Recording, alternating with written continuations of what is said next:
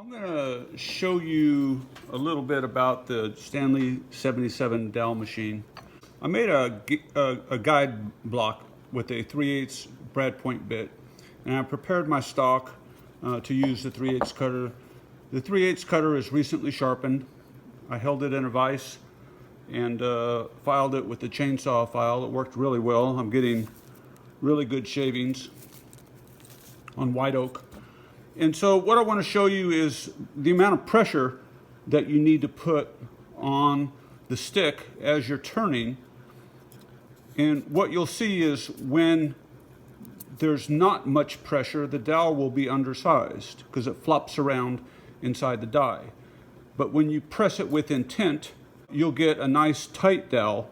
And there's also always cutter adjustment, but with the cutter properly adjusted, you can still get an undersized dowel if you don't press firmly as you're turning. So I'll hold it loosely and you'll see how the stick is kind of flopping around.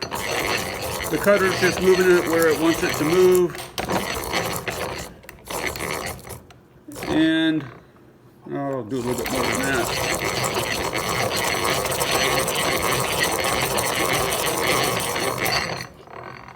So we have a dowel. It doesn't look really good. It's kind of rough.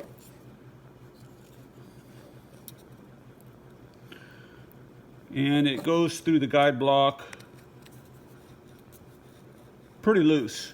I mean, it's really undersized. So I'm going to take the other end of the stick and I'm going to push it, and you'll see as I'm pushing it, it's not going to flop around.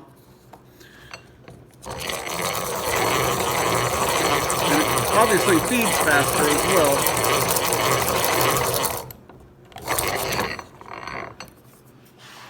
And the dowel looks better, for one, but now going into the guide block, I mean, you can see that it's tight, maybe a little too tight. But, so the point is, you want the cutter adjusted properly, and you want to press with intent when you're feeding your stock into the machine.